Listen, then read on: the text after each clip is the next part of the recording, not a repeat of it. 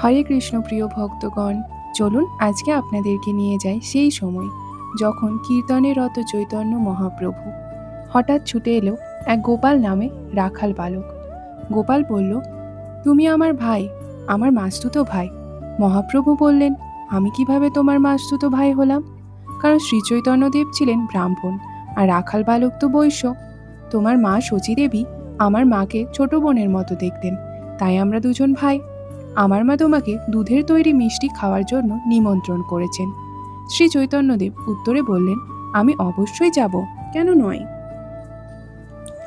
তখন শ্রী চৈতন্যদেব তার কীর্তন দল নিয়ে গোপালের মায়ের সঙ্গে দেখা করার জন্য রওনা দিলেন এবং পথে একটি সরোবর দেখে থামলেন। এই সরোবরে কয়েকটি গরু খুব হট্টগোল করছে। চৈতন্যদেব জিজ্ঞাসা করলেন, এরা কোলাহল করছে কেন? গোপাল তার উত্তরে বললেন, এই সরোবরে একটি কুমির বাস করে। এই গরুগুলো বুঝতে পারছে না এখানে জলপান করাটা ঠিক হবে কিনা, কুমিরটি তাদের ওপর লাফিয়ে পড়ে তাদের খেয়ে ফেলবে কিনা। শ্রী চৈতন্যদেব তার কীর্তন দলকে কীর্তন আরম্ভ করতে বললেন। ধীরে ধীরে কুমিরটি ভেসে উঠতে লাগলো। এটি সাঁতার কাটতে লাগলো। তারপর নদীর তীর বেয়ে উপরে উঠে মহাপ্রভুর দিকে দৌড়ে এলো। মহাপ্রভু শ্রী চরণপদ্ম স্পর্শ করল এবং সাথে সাথে অত্যন্ত সুন্দর এক দিব্য শিশুর রূপ ধারণ করল। তা অত্যন্ত বিস্ময়কর।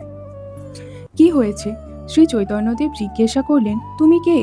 সে দিব্য শিশুটি বললেন, আমি ইন্দ্রলোকের বাসিন্দা এবং এই জগতে আমার বয়স 5 বছর।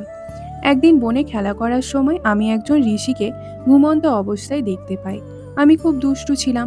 আমি তার জটা কেটে দিই, কিন্তু আমি জানতাম না যে তিনি ঋষি দুর্বাসা ছিলেন। তিনি যখন জেগে উঠলেন, দেখলেন তার জটা কেটে ফেলা হয়েছে। তখন তিনি বললেন, আমি অভিশাপ দিচ্ছি, যে আমার জটা কেটেছে সে কুমিরে পরিণত হবে, কারণ কুমিরেরা কোনো জিনিস কাটতে খুব ভালোবাসে। আমি সেই অভিশাপের কথা শুনে তাকে বলি, আমি দুঃখিত, আমি আপনাকে ক্রুদ্ধ করতে চাইনি। আমি খেলার ছলে না বুঝেই এই কাজ করেছি। আমি কুমির হতে চাই না। দয়া করে আপনি আপনার অভিশাপ ফিরিয়ে নিন। দুর্বাসা মুনি বললেন, না, আমি আমার অভিশাপ ফিরিয়ে নিতে পারি না, কিন্তু যেহেতু তুমি একজন শিশু, তাই আমি তোমাকে একটা উপায় বলে দিচ্ছি। কলিযুগে শ্রী চৈতন্যদেবের আগমন পর্যন্ত তুমি কুমির হয়ে থাকবে। যদি তুমি তার শ্রীচরণ পদ্ম স্পর্শ করো, তাহলেই তুমি এই অভিশাপ থেকে মুক্ত হবে। আমি আপনার আগমনের জন্যই এখানে যুগ যুগ ধরে অপেক্ষা করছি। অবশেষে আপনি এলেন, আর আপনার শ্রীচরণ পদ্মের স্পর্শে আমি অভিশাপ মুক্ত হলাম।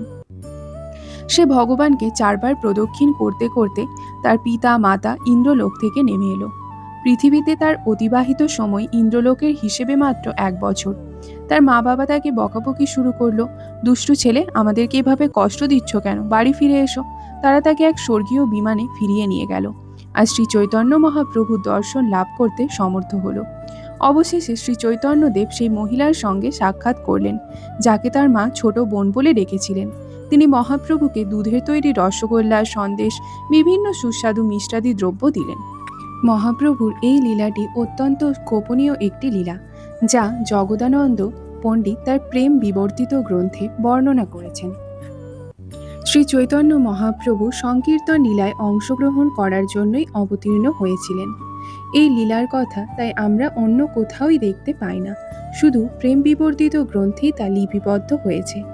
এরকমই আরও চৈতন্য মহাপ্রভু, জগন্নাথ দেব এবং প্রভু সম্পর্কিত কথা জানবার জন্যে আমাদের চ্যানেলটি অবশ্যই সাবস্ক্রাইব করবেন, আর ভিডিওটি ভালো লাগলে আপনাদের ভক্ত বন্ধুদের সাথে শেয়ার করে নেবেন। হরে কৃষ্ণা, রাধে রাধে।